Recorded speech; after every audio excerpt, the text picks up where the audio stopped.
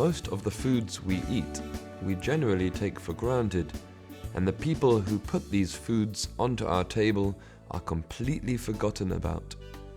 At well over 500 million tons per year, this grain is, by a long distance, Asia's main food staple. You see it everywhere, from marketplaces to restaurants, supermarket shelves to your kitchen at home. Can you guess what it is? Of course you can. It's rice. Yet, what about the people who work laboriously day in, day out?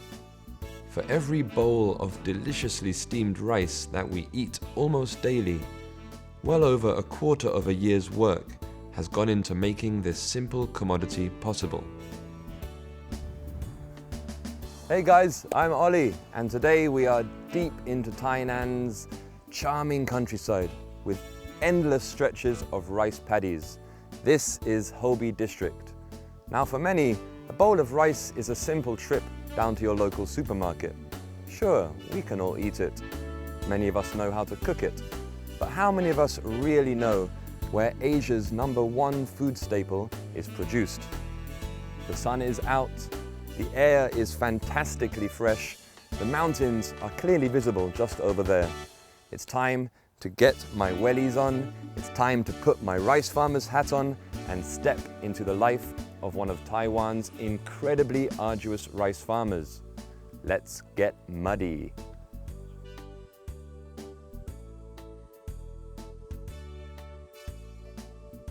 All right, this is what happens when you live very close to the mountains. Weather changes like this. It was sunny a few seconds ago.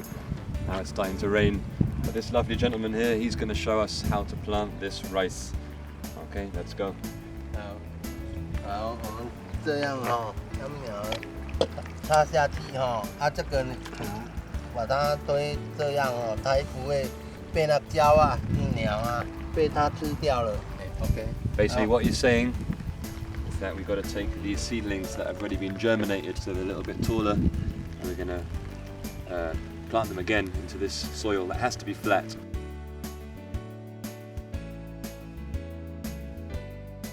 Oh, this mud underneath your feet feels absolutely incredible. It's like getting a free spa treatment. If you look closely here, you might see this beautifully brightly pink colour that I thought at first was a flower. That shows how ignorant I am. These are in fact snails' eggs. The snails are actually pretty beneficial for the farmers, as the snails will eat away the bad grass as well as the insects, and the insects of course eat the good grass, so we don't want them here at all. This is a completely organic, natural rice farm, so they don't get rid of these, they keep them here. That's why this rice that's grown here is wonderfully healthy, wonderfully fresh, and really, really delicious.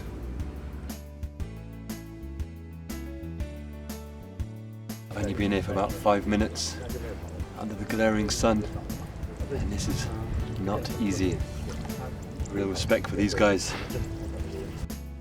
45 kilos of rice are consumed per capita every year in Taiwan, and you really must have the utmost respect for these rice farmers, some of whom are well into their 60s and 70s. They work these fields in groups of no more than 3 or 4, planting and replanting these little rice seedlings. It really is incredible. I've just done a short stint of about half an hour in one of the rice fields under the really hot sun, and let me tell you, if you think running on the beach is hard work, you should get down here and try this. Knee deep in mud, bent over double. It is really, really difficult. And every time you have a bowl of rice, you should think about these extraordinary people. Right, I'm off for a nap. See you later. A farmer's life is very modest, with plain clothes and a basic diet. Let's take a peek into what a farmer would eat for lunch. Now that's what I call a hard day's work.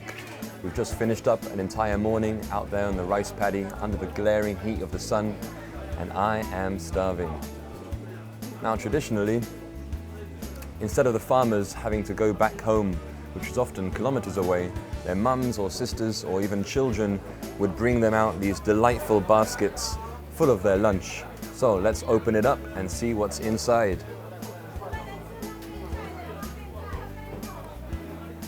Wow, look at those colors, beautiful bright colors and that fresh smell. It's time to dig in, because let me tell you, I am one hungry rice farmer.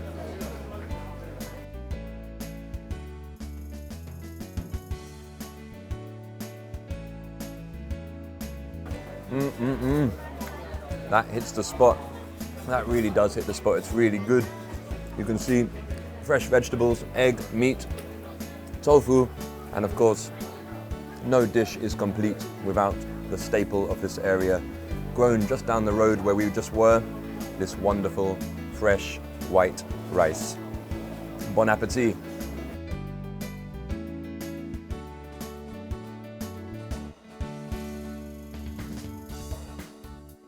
Why don't we look and see what other parts of a farmer's life there are? After a hard day's work, the clothes are covered in mud and sweat. And way before the times of Whirlpool and Bosch, this is how they washed their clothes. 阿嬷，之前怎么洗衣服？之前呢，挑那个篮子和这个。去河边洗衣服，带这个去这样去洗，好辛苦这样。早上。We look and see what other parts of a farmer's life there are.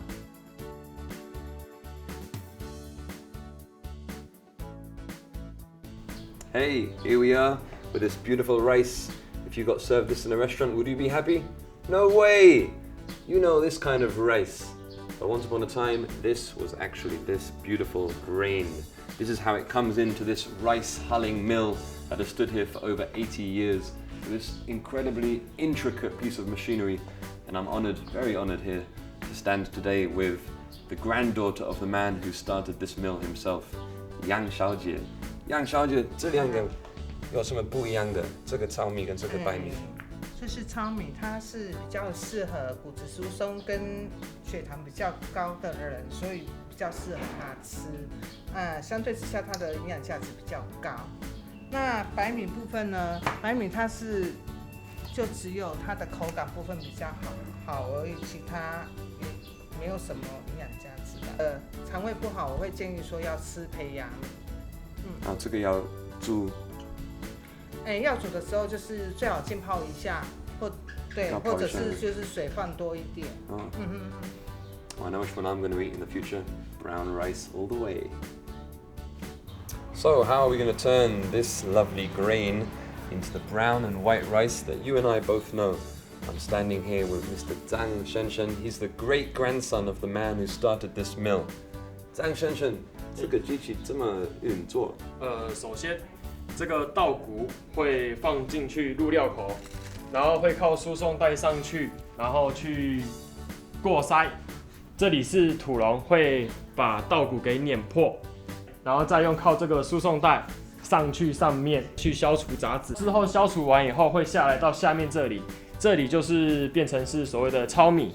如果糙米要变成胚芽米或者是白米，会靠这个输送带上去。